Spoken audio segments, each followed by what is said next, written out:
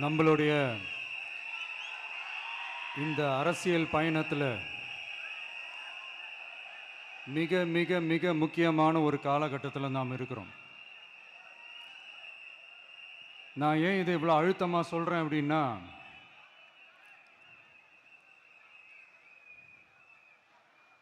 ஏதோ அழுத்தம் இருக்குமோன்னு நினைக்கிறீங்களோ? அழுத்தமா? நமக்கா?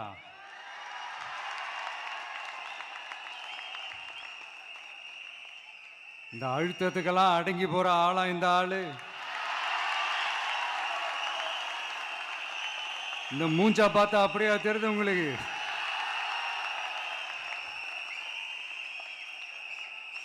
அதனால அப்படியெல்லாம் நடக்காது.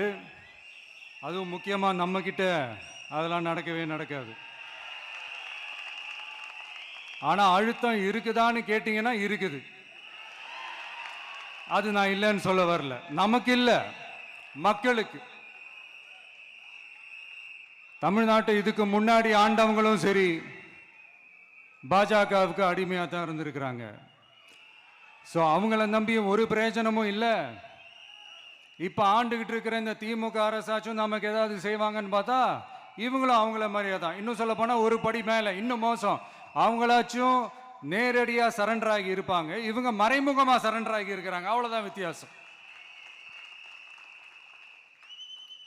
அதனால நீங்கள் பார்த்தீங்கன்னா அவங்களோட அந்த வேஷம் கலைஞ்சிடக்கூடாதுன்றதுக்காக இந்த கலர் கலராக கவர்ச்சிகரமான இந்த அறிவிப்புகள்லாம் வெளியிடுறாங்க. நோட்டீஸ் பண்ணியிருப்பீங்கன்னு நினைக்கிறேன்.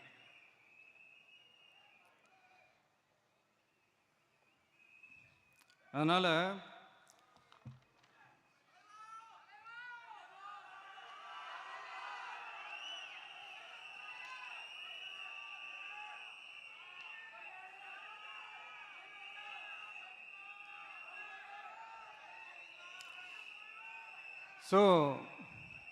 இவங்க எல்லாரும் இப்படியே இருக்கிறாங்களே, நமக்காக உண்மையாக உழைக்கிறதுக்கு யாராச்சும் வந்துட மாட்டாங்களா அப்படின்னு மக்கள் ஒரு விதமான அதை வெளியில் சொல்ல முடியாத ஒரு அழுத்தத்தில் இருக்கிற நேரம் இது. மாற்றி மாற்றி ஓட்டு போட்டு ஏமாந்து அவங்க இப்போ நம்மளை நம்புகிறாங்க. நம்மளுடைய இந்த தமிழக வெற்றி கழகத்தை இந்த விஜய் கூட நிப்பான்னு நம்புகிறாங்க.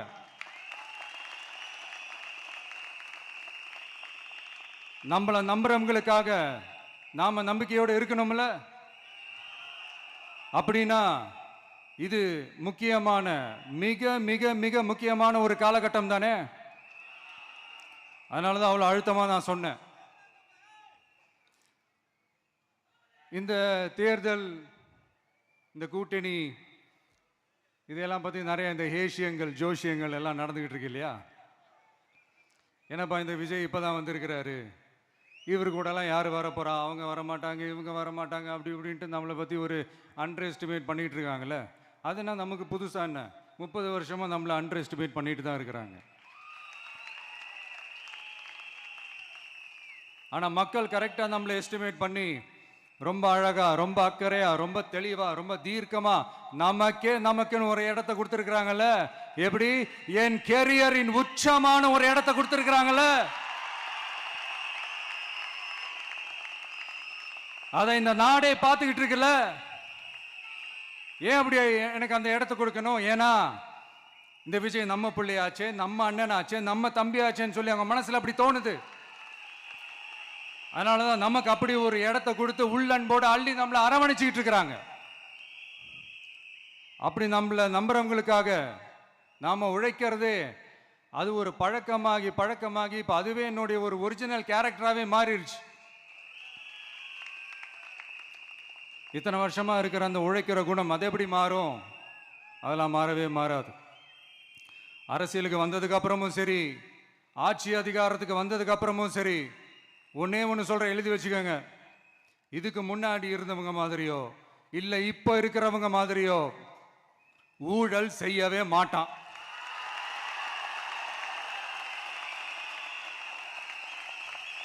ஒரு பைசா தொட மாட்டான். எனக்கு அது அவசியமே இல்லை. புரிஞ்சுங்களா உங்களுக்கு? எனக்கு அதை தொட வேண்டிய அவசியமே இல்லை.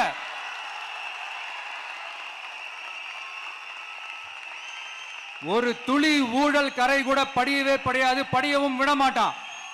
நீங்க கேட்கலாம், இது என்ன சினிமாவா, இது என்ன முதல்வன் படமா, ஒரே நாள்ல வந்து இவர் எல்லாத்தையும் கிளீன் பண்ணிடுவாரான்னு நீங்க கேட்கலாம். ஓகே, பிராக்டிகலா அது பாசிபிள் இல்லதான், but it is a process, right? It is a process. இப்படி எதுக்குமே ஆசைப்படாத ஒருத்தன் அரசியலுக்கு வரான் அப்படின்னா, அவன் கண்ணு முன்னாடி ஏதாவது ஒரு தப்பு நடக்குது அப்படின்னா, அவன் கண்ணு முன்னாடி ஏதாவது இந்த மாதிரி ஒரு ஊழல் நடக்குது அப்படின்னா, அதை பார்த்துக்கிட்டு அவன் சும்மா இருப்பான்னு நினைக்கிறீங்க?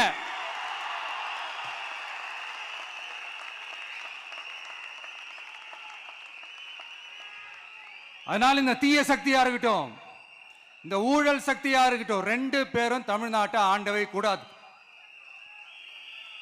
அப்படிப்பட்ட இந்த கட்சிகளை உண்மையா தில்லா எதிர்க்கிற அந்த கட்ஸும் கெத்தும் நம்ம கிட்ட மட்டும்தான் இருக்கு.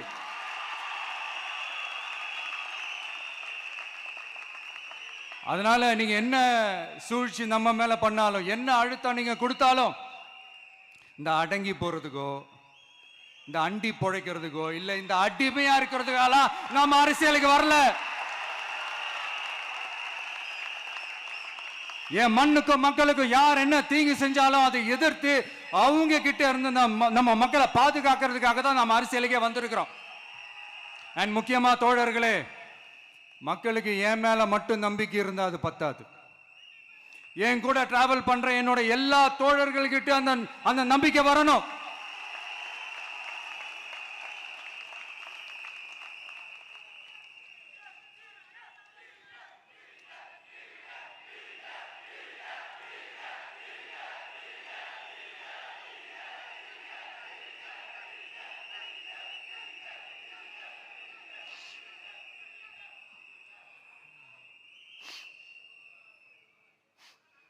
அந்த நம்பிக்கை இல்லைன்னு நான் சொல்ல வரல, இருக்குது.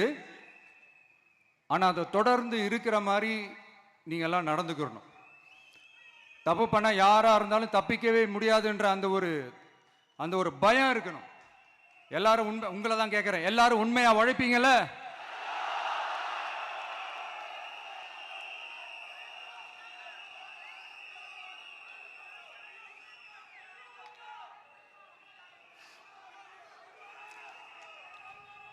யாருக்காகவும் எதுக்காகவும் நம்மளோட அரசியல காம்ப்ரமைஸ் பண்ணிக்கவே கூடாது. செய்வீங்கல்ல?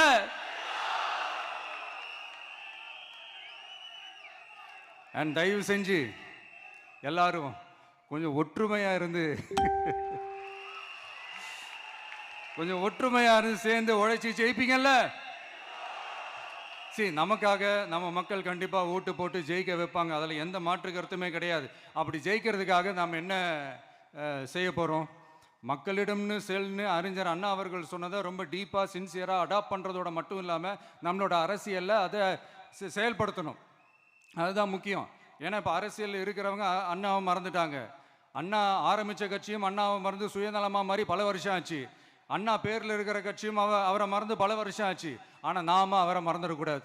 மக்கள்கிட்ட போகணும், மக்களோட மக்களாகவே இருக்கணும், மக்களுக்காகவே இருக்கணும். அதுக்காக நாம் என்ன செய்ய போகிறோம், என்னெல்லாம் செய்ய போகிறோம், அதுக்காக தான் இந்த மீட்டிங். ஆரம்பிக்கலாமா?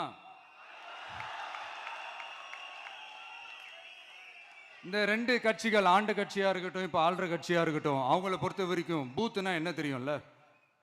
அவங்கள பொறுத்த வரைக்கும் பூத்துனா கள்ள ஓட்டு போடுற இடம். ஆனா நமக்கு, நம்ம டிவிகேவுக்கு அது ஒரு ஜனநாயக கூடம். அங்க ஜனநாயகம் திருடுறாம நம்ம பார்த்துக்கணும். ஒவ்வொரு ஓட்டையும் நம்ம பாதுகாக்கணும். எப்படி பாதுகாக்கிறது? ஒவ்வொரு வீட்டில் இருக்கிற ஒவ்வொரு ஓட்டும் நமக்கு தானே ஃபர்ஸ்ட் கன்ஃபார்ம் பண்ணுங்க. எனக்கு தெரிஞ்சு தமிழ்நாட்டில் ஒரு 2.25 கோடி ரேஷன் கார்டுகள் இருக்கும்னு நினைக்கிறேன். அவங்க எல்லாரும் வேற வேற எந்தெந்த கட்சியில் இருந்தாலும் கட்சி வேறுபாடு எல்லாத்தையும் தாண்டி இந்த விஜய் அவங்க வீட்டில் ஒருத்தனா வாழ்ந்துட்டு இருக்கிறான். அவங்க என்ன அவங்க குடும்பத்தில் ஒருத்தனா பார்த்துக்கிட்டு இருக்கிறாங்க. அதனால இந்த கட்சி கிச்சி எல்லாத்தையும் தாண்டி இந்த விஜய் கூட கூட நிக்கணும்னு முடிவு பண்ணிட்டாங்க. அதனால அப்படி முடிவு பண்ண அவங்கள பாதுகாப்பா பூத்துக்கு கூட்டிட்டு வாங்க. நம்மளோட இந்த விசில் சின்னத்துக்கு ஓட்டு போட வைங்க.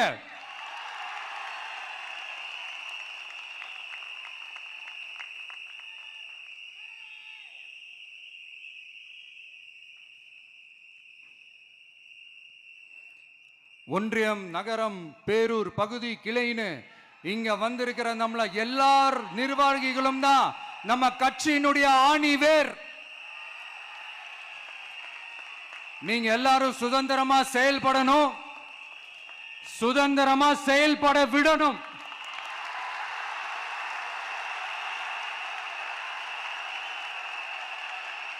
நீங்க ஒவ்வொருத்தரும் எனக்கு முக்கியம்.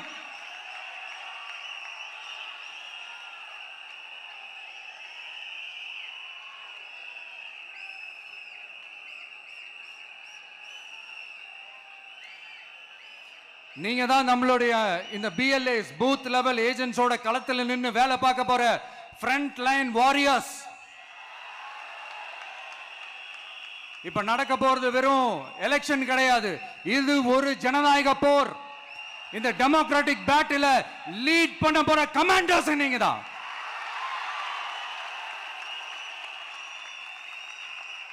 நான் ஏன் இது எவ்வளவு ஸ்ட்ரெஸ் பண்ணி சொல்றேன் அப்படின்னா,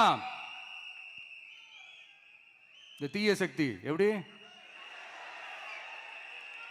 இந்த தீய சக்தியோட தில்லு முள்ளுலாம் உங்களுக்கே நல்லா தெரியும். முழிச்சிட்டு இருக்கும் போது முழியை தோண்டி எடுத்துட்டு போற கூட்டம். அதனால கொஞ்சம் ஜாக்கிரதையா இருக்கணும். நம்ம எலெக்ஷனுக்கு இன்னும் 3 மாசம் தான் இருக்குது, அவ்வளவு கூட இல்லைன்னு நினைக்கிறேன். இந்த 3 மாசத்துல நீங்க செய்ய போற அந்த களப்பணியில தான் நம்மளுடைய வெற்றியே இருக்குது. உங்களுக்கு இந்த விஜய் பிடிக்கும்ன்றது உண்மைனா, சத்தியம்னா, உங்களோட உழைப்புல அதை காட்டுங்க. அப்புறம் நாங்க அறிவிக்க போற வேட்பாளர்களுக்கு நீங்க உங்களுடைய முழு ஒத்துழைப்பை நீங்க கொடுக்கணும். கொடுப்பீங்க தானே?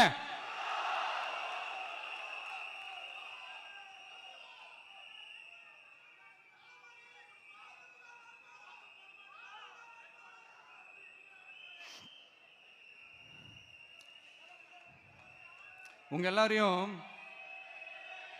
ஒரு எனர்ஜைஸ் பண்ற மாதிரி உண்மையா நடந்த ஒரு கதை ஒன்று சொல்றேன்.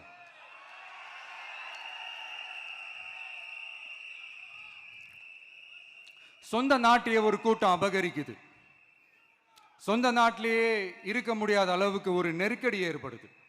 ஸோ வேற வழி இல்லாமல் அந்த நாட்டை விட்டே வெளியே போய் வேற ஒரு இடத்துக்கு போய் காடு மலை அப்படி இப்படின்னு சுற்றி மறைஞ்சு வாழ வேண்டிய ஒரு சூழ்நிலை ஏற்படுது. என்னடா இப்படியே ஓடிக்கிட்டு இருக்குமேன்னு சொல்லிட்டு தன்னோட நட்பு சக்திங்க கிட்ட பேசி ஒரு பெரும் படையை திரட்டிக்கிட்டு அதிரடியாக ஒரு போரை நடத்தி அந்த நாட்டையே திருப்ப மீட்டு எடுத்தது யார் தெரியுமா? நம்ம கொள்கை தலைவர்களை ஒருத்தரான ராணி வேலு நாச்சியார் அவர்கள் தான். அவங்களுக்கு அந்த நட்பு சக்தியா கூட இருந்து உழைச்சது சின்ன மருது, பெரிய மருது, சையது, கார்கின்னு சொல்லிட்டு அந்த 3 பேரும் தான். ஆங்கிலேயர் படை, ஆற்காட்டு படை மாதிரி அந்த 2 பெரும் படையை அடிச்சு துவம்சம் பண்ணிட்டு அந்த நாட்டையை திருப்பி மீட்டு எடுத்தது வேலு நாச்சியார். அன்னைக்கு இருந்த ஆங்கிலேயர் படை, ஆற்காட்டு படை மாதிரி இன்னைக்கு என்னென்ன படை இருக்குதுன்னு உங்க எல்லாருக்குமே நல்லா தெரியும். அதனால அந்த 2 படை மட்டும் இல்ல, இன்னும் எத்தனை படை வந்தாலும் எதிர்த்து நின்று ஃபேஸ் பண்றதுக்கு ஒரு நல்ல தலைமையும் இத்தனை சக்திகள் என் கூட இருக்கும் போது, இத்தனை சின்ன மருது, இத்தனை பெரிய மருது, இத்தனை சையது, கார்கிகள் என் கூட இருக்கும் போது நம்ம நாட்டை நம்மளால மீட்டெடுக்க முடியாதான?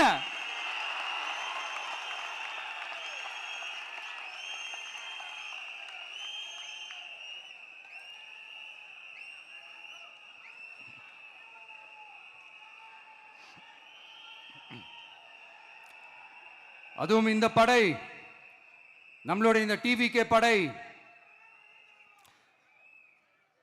நட்பு சக்தி இருந்தாலும் இல்லைனாலும் தனியாவும் நின்று கெத்தா ஜெயிக்கிற அளவுக்கு ஒரு மிகப்பெரிய படை.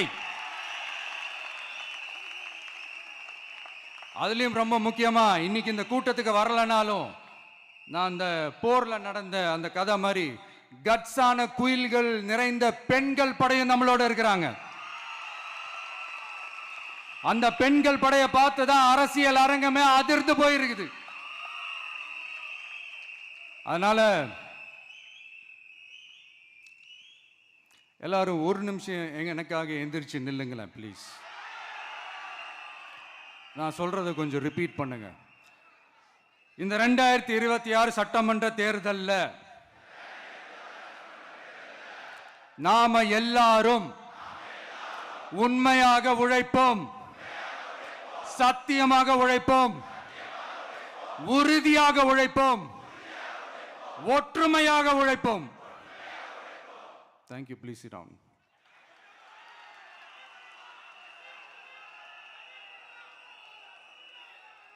உங்களோட இந்த வார்த்தையை நான் மனப்பூர்வமா நம்புறேன். நான் ஏற்கனவே சொன்ன மாதிரி இந்த வரப்போற தேர்தல் இதுவரைக்கும் தமிழ்நாடு பார்த்திராத ஒரு வித்தியாசமான தேர்தல். நம்மளுடைய படை வரிசையும் அப்படிதான், ஒரு பவர் பேக்ட் ஃபோர்ஸ். இவ்வளவு நாள் இதை நாம மட்டும்தான் சொல்லிக்கிட்டு இருந்தோம். இப்ப கொஞ்சம் கொஞ்சமா அதை வெளியில சொல்ல ஆரம்பிக்கிறாங்க.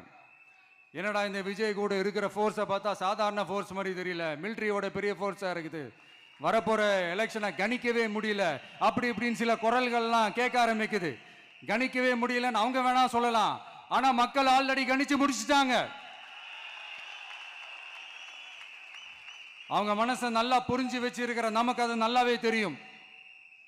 அதனால இந்த எலெக்ஷன் ரிசல்ட்டுக்கு அப்புறம் இந்த தீய சக்தி கிட்ட இருந்தோம், இந்த ஊழல்வாத அடிமை சக்தி கிட்ட இருந்தோம், தமிழ்நாட்டை மீட்டுட்டோம்னு உறுதியா அறிவிப்போம். அதுல என்ன மாற்று கருத்து கிடையாது.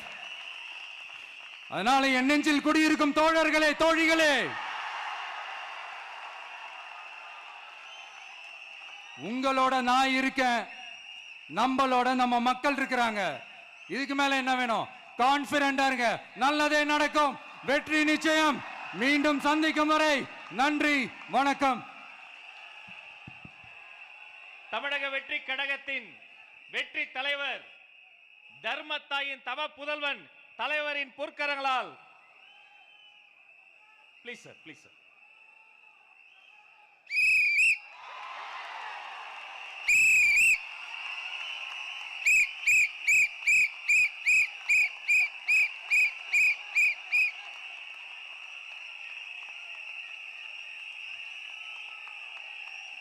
நம்ம சின்னம் உங்கள் சின்னம், நம்மளுடைய வெற்றி சின்னம் விசில்.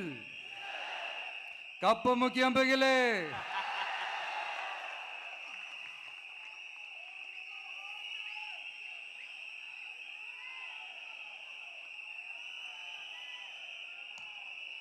நம்முடைய வெற்றி சின்னத்தை வரலாறு படைக்க போகிற தமிழக வெற்றி கழகத்தின் சின்னத்தை வெற்றி தலைவர் அவர்கள் இப்போது உங்கள் முன்னால்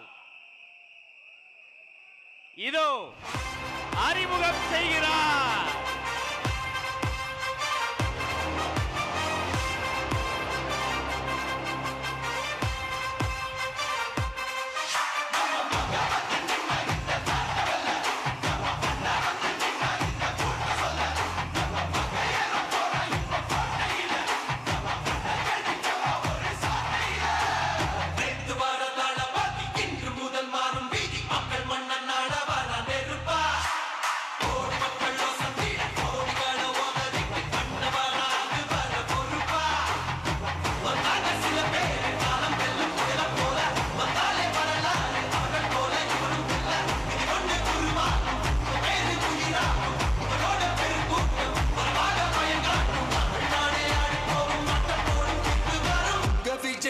விஜய் உயிர் என்ன வரனா, விஜய் உங்க விஜய் இழியவன் குரல் தான்.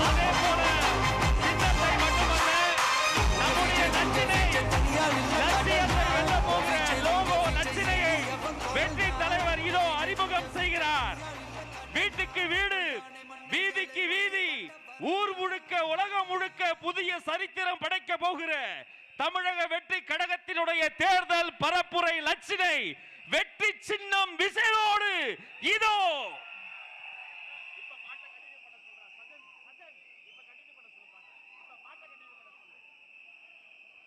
வெற்றி தலைவரின் வெற்றி சின்னம் விசில். உழைக்கும் மக்களின் சின்னம் விசில். பாட்டாளிகளின் சின்னம் விசில். தாய்மார்களின் சின்னம் விசில். தமிழ்நாட்டின் சின்னம் விசில்.